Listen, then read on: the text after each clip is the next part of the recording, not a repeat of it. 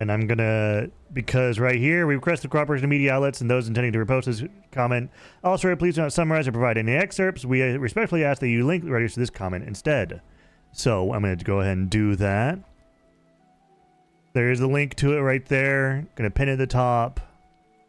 For, I guess, I'm gonna cover this for maybe 45 minutes. Or 30 minutes, I guess.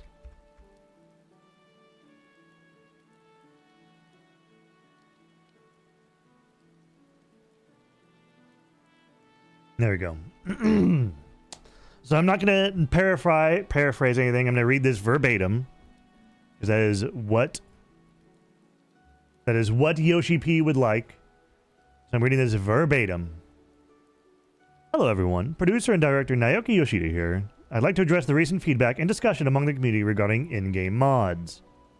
This post is not meant to target any one mod specifically, but I'd like to touch on the general subject of mods, their use, and the culture surrounding them. I thank you in advance for your understanding. So obviously, this is in response to Mare Synchronous being asked to be taken down. I don't think there was a copyright strike or anything like that, or a cease and desist. It was at least as far as the person put it, it was like a inquiry about it, and then when the person that was making the mod went to the lawyers are like, yeah, just take it down. I believe that unless something has been updated since then, I believe that is the story so far for Mare. Firstly, while I am in charge of Final Fantasy XIV, I am also a PC gamer and have been for many years. I've spoken about this multiple times in the past, but my own personal stance regarding mods, that I do tolerate them, has not changed. In the past 20 or so years, I've seen numerous positive examples of games with fan-made mods that expand upon existing gameplay. However, these mods are generally created with a vital premise in mind.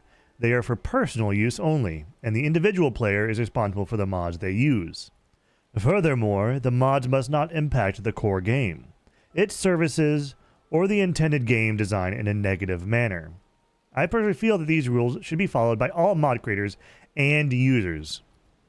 That's a pretty broad statement, right?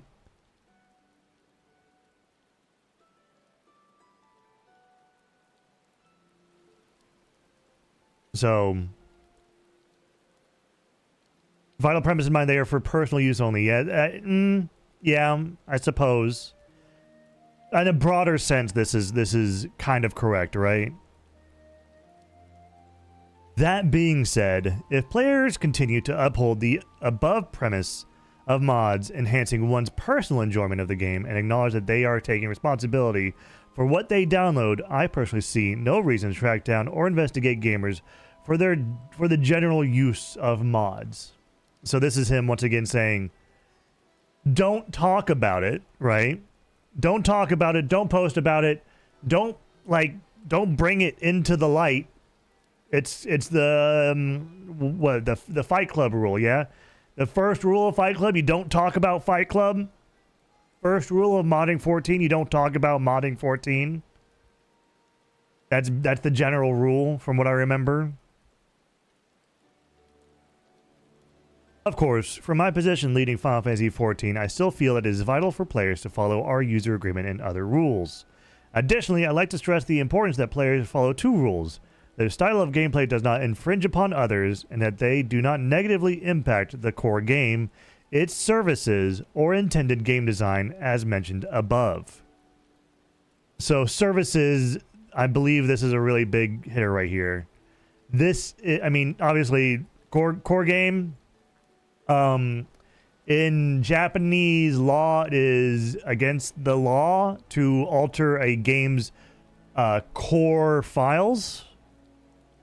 Even as a modder and everything like that. So that's probably what this is. The intended game design. This is probably poking at the world first ultimate clears that we're clearly doing like camera mods and stuff. And then this right here would probably be Mog Station / the online store stuff, right?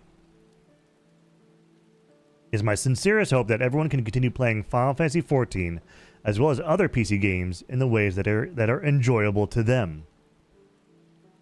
Yeah, also, even though he says, yeah, I personally see no reason to track down and investigate gamers for the general use, I still feel it is vital for players to follow our user agreement and other rules. That still means no mods on stream. I haven't modded the game before, but it's just... Obviously, they're still saying follow the rules, but as long as you don't fucking... Yeah, as long as you don't kiss and tell... So you don't kiss and tell, we won't hunt you down. As long as they aren't, like, cheating mods, right? Below, I'd like to elaborate on what infringing upon others and negatively impacting the intended game design entail. These are merely examples, so I don't mind if you skip over them. Please keep in mind that these theoretical examples do not single out any particular mod. Furthermore, this is not a criticism of those who create or use mods. The following is meant to deepen everyone's understanding of our stance on this matter. Altering item and character appearances. In Final Fantasy XIV, we have several extremely high-end duties that challenge players to their limit, known as ultimate raids. To defeat the enemies within these raids, players must dedicate a significant amount of time and effort. As their reward for clearing, they earn the title of Legend, as well as job-specific weapons with specialized visual effects. Let's say player A loves Ultimate Raid and is motivated to challenge them at every opportunity. After they clear, they proudly equip their new title and weapon as proof of their party's diligent efforts to earn them. Meanwhile, we have player B, who makes use of a specific mod. This mod allows them to bypass the conditions for obtaining in-game items, making it possible for them to equip any item in the game, including items that must be purchased with real money. Of course, he has to put this in there for a little bit, right? Player B is busy with work, and although they have the motivation, their circumstances prevent them from progressing through any of the ultimate raids. They decide instead to install a mod so that they can at least see what it looks like to have their own character equipped with one of the ultimate raid weapons. So I believe, like, this will be hotly contended, right? That statement, that line right there. I know he said that that places shouldn't be, like, do not summarize or provide any excerpts for the official places, but as far as, like, in Twitter or even in the fucking forums, that's gonna be a hot topic right there for them to talk about. Player B uses said mod to equip a set of items which only displays on their client's screen. Two other players, player B's model is only wearing default gear, but on player B's monitor, they're equipped with a dazzling ultimate weapon. They take a screenshot of their character and decide to use it as their desktop background. I mean, I don't think that's exactly what I mean, but I guess it's just an example, right? But a lot of people do a lot more than that, but you know, this is just an example. This isn't a representative of every player that mods their game, right?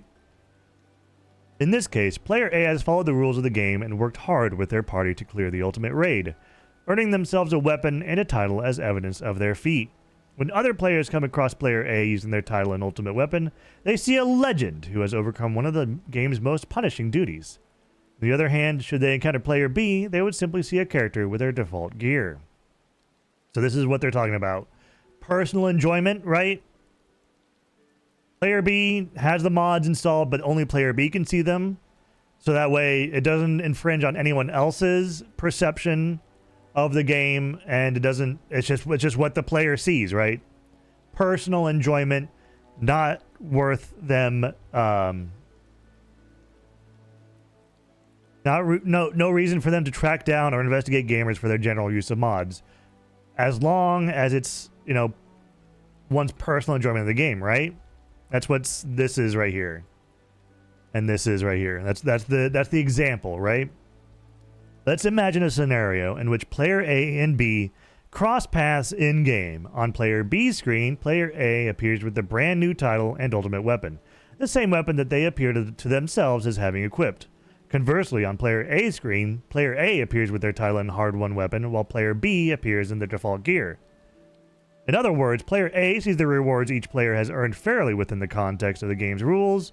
Player B sees a modified version of the game, but these changes are visible only to player B themselves, and thus fall within the realm of individual enjoyment.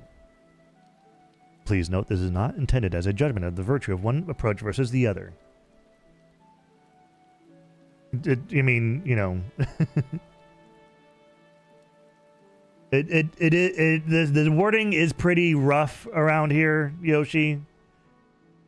Earned fairly within the context of the game's rules, I guess, is factually true, but at the same time, you're saying it's not a judgment on the virtue. It still feels very heavy-handed in one direction, though, Yoshi.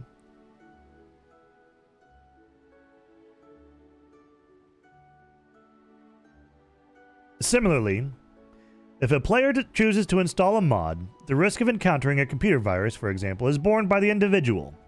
Additionally, mods that do not adversely affect other players and which ensure visual changes are only visible to the individual user can be said to narrowly maintain the integrity of the game's design, although, of course, this is open to interpretation. However, if a mod was updated and its changes became visible not just to the individual mod user, but to other players too, what would the implications be?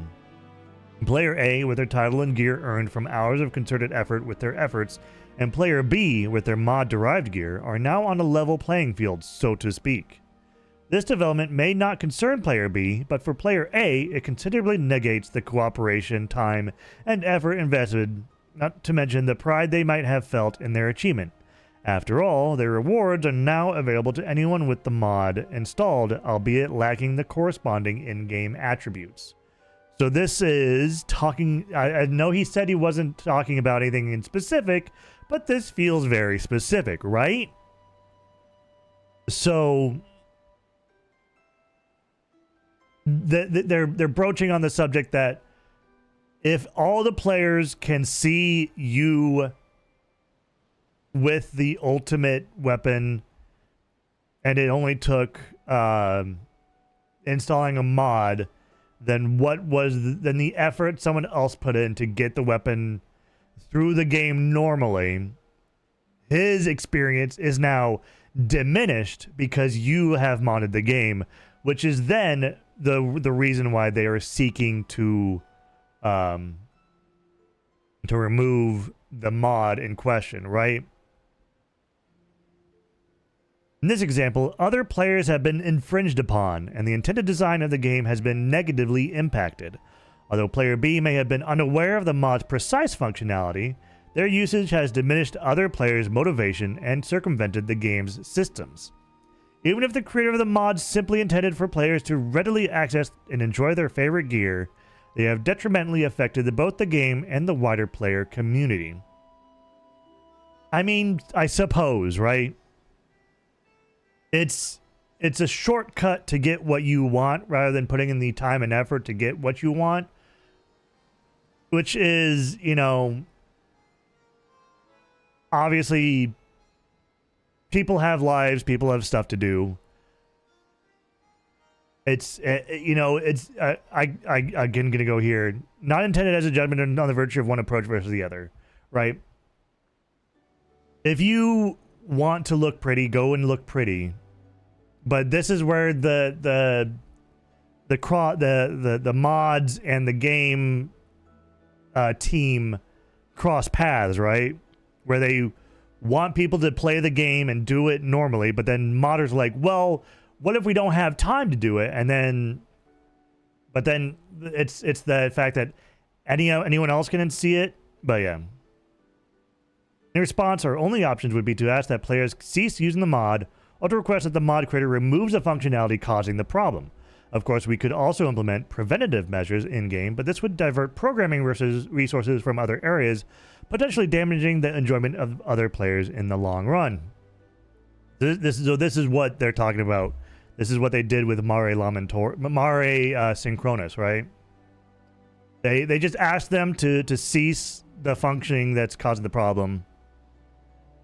Because the other option would be anti-cheat software. That's very that's which they don't really have anti-cheat software for Final Fantasy 14, right? And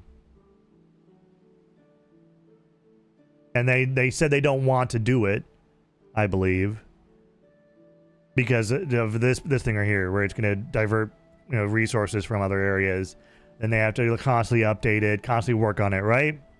So that's why they went with just request the mod creator removes the functioning problem. But the thing is that Mare Synchronous, the entire premise of that mod was that so you could see other mods. The scenario outlined above is just one example, but I hope it helps clarify the differences between mod usage within the realm of individual enjoyment and mod usage which is damaging to the game itself. Some players might ask, well, what about a mod which only makes changes visible to other users of the same mod? The issue is that any mod which makes changes visible to others requires a manipulation of rewriting of game files, which is fundamentally even more problematic and destructive. So this right here, this is actually against the law within Japan, I believe. So you cannot manipulate or rewrite game files within a game that has been developed and produced and released in Japan. It is against the law for them to do that. Even supposing that this theoretical mod provided generous improvements to the game and was well received by all players, the moment a problematic feature is introduced to said mod, we must insist that players stop using it. Yeah. Another example of such a feature, a mod that allows players to freely equip optional items and display them to others. What does that say to the players who go through the trouble of saving up to purchase these goods from Final Fantasy Online Store? Are these players losing out? Yeah. So this is the other part. this is going to be, this excerpt right here is going to be taken so far online in other spaces, especially the forum, especially on Twitter, Blue Sky, places like that. This is going to be talked about a lot right here.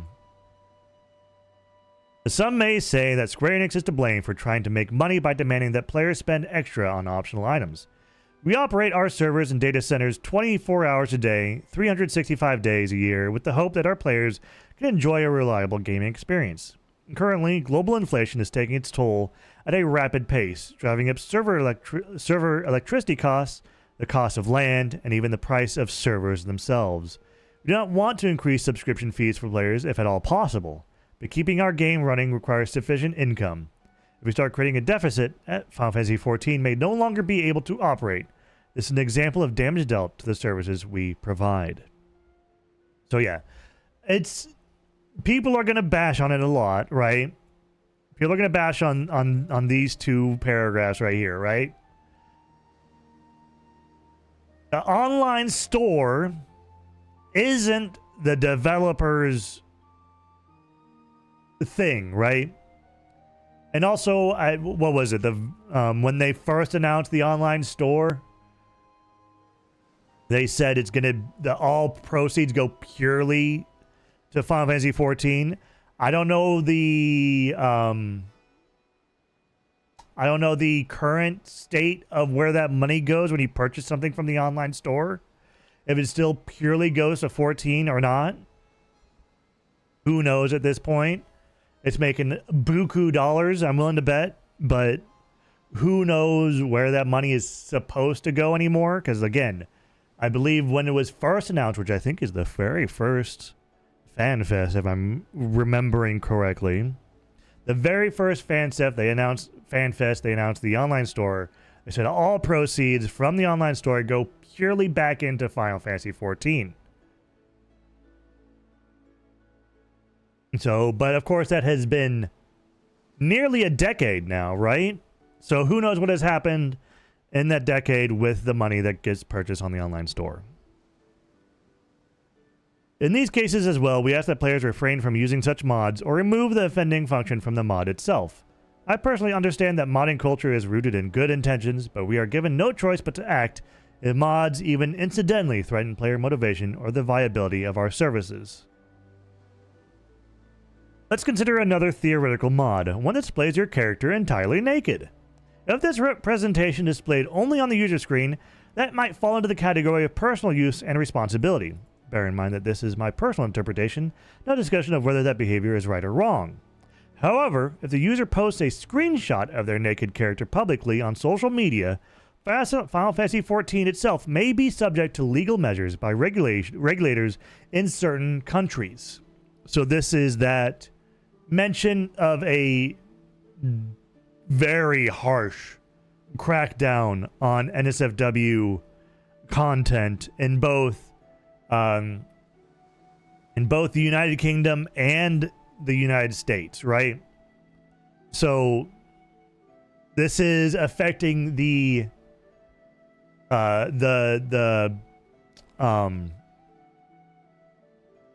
what you call it, how Final Fantasy XIV is perceived, right? Yeah, a crackdown from Prudazzles. Yes, this is a statement on how Final Fantasy XIV is perceived on the whole because someone else has modded the game, has posted screenshots somewhere else, right? So what that opens up is the possibility of those prudes from United Kingdom and from the United States to crack down on Final Fantasy XIV, even though the mods are not theirs and is not their, you know, the issue with their game. It is the perception of their game because of the lack of anti-cheat software on Final Fantasy XIV,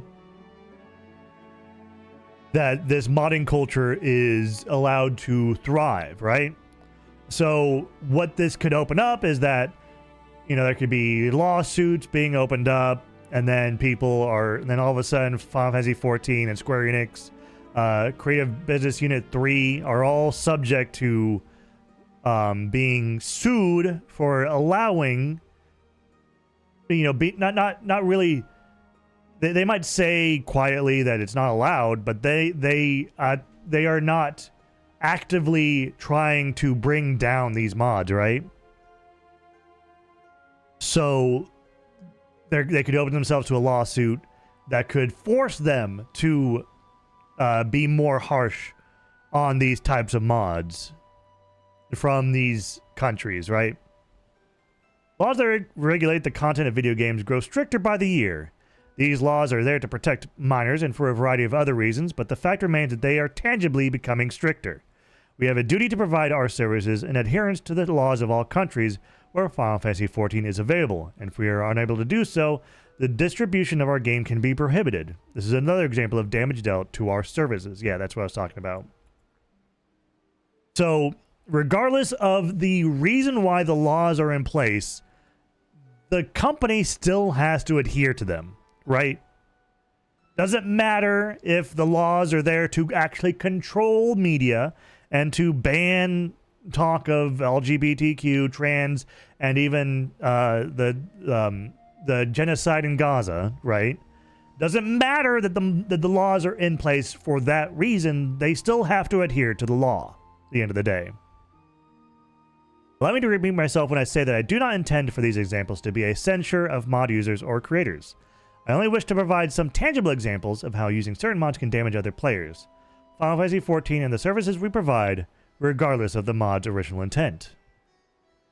As always, we will do our utmost to keep creating a world which all players can enjoy. Even though it may take time to do so, it is my hope to incorporate player feedback and officially fulfill as many functionality requests as possible. I am also considering how to increase the freedom of choice players have in the gear they choose to equip. So this might be something that we'll see and hear about in FanFest or in future live letters, right? While paying respect to the long-standing tradition of modding PC games, I ask that all players in turn respect our game by enjoying their fun within the confines of some basic rules. With that business aside, I was very pleased to announce that the next FanFest yesterday, on the 12th anniversary of Final Fantasy XIV. This wouldn't have been possible without you, our players. Thank you all so much for your support thus far, and we hope to have the pleasure of your company as we continue along this incredible journey for years to come. And one more thing. For those wondering what comes after the Japan Fest, while I can't give any details just yet, rest assured you won't have to wait long. Final Fantasy XIV producer and director, Naoki Yoshida. So that's a statement. Again, it's a reiteration of what they've kind of said before, except going into a little bit more detail. Mod usage in 14. I don't use mods for my game. But I mean, publicly, he's saying don't post them publicly, right? It's a reiteration of the rules before. It's the Fight Club rule. First rule about modding Final Fantasy XIV. Don't talk about modding Final Fantasy XIV. Don't openly post about what your mods are doing and what you have modded. Don't, like, it's the same thing as before. It's just a deeper depth in the statements that he's provided. It's just the same thing as last time.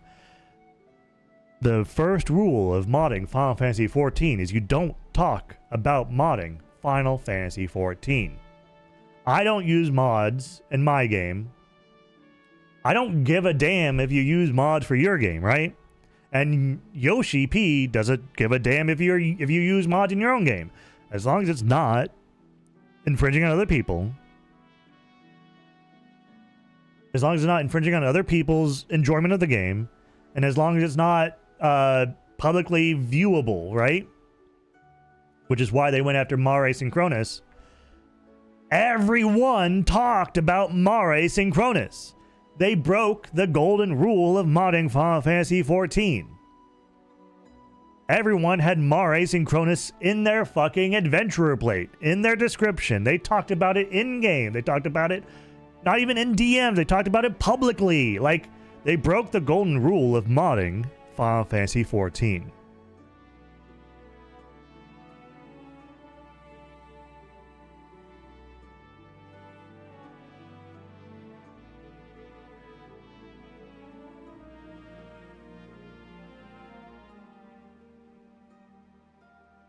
But the other news is that they announced the Final Fantasy XIV Fest for 2026. And it's the same thing as always. Fun presentations and panels, immersive activities, and unforgettable live concerts.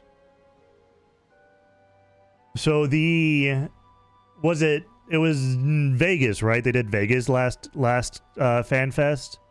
And Vegas was an utter shit show, so they're going to Anaheim now. But we have a full 8 months, right? Right? About 8 months, 9 months? April 25th, 2026. Or 24th. So it's Friday to Saturday.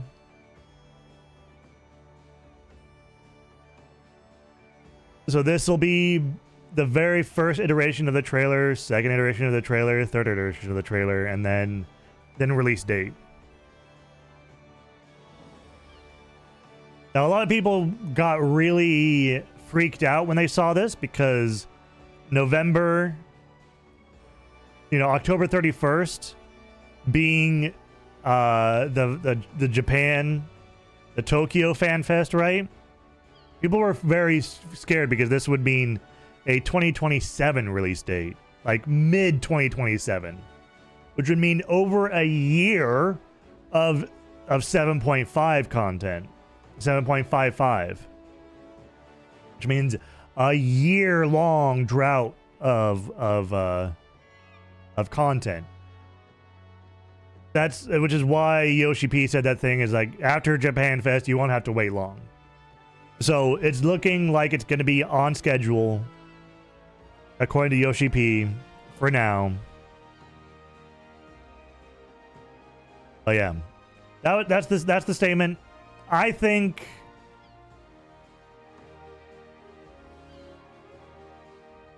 there's gonna be picked apart by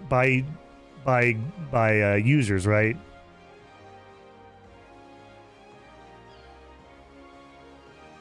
That this is gonna be picked apart a lot in the forums, on Twitter.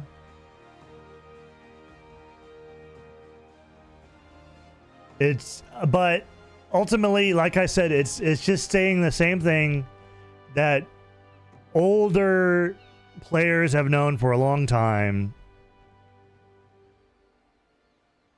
It's just you don't talk about fucking using mods publicly, especially in game. That's the golden rule. Which is why he said this right here. If players continue to uphold the above premises of mods enhancing one's personal enjoyment of the game and acknowledge that they are taking responsibility for what they download, I personally see no reason to track down or investigate gamers for their general use of mods. This is what he's talking about. Just don't make it public.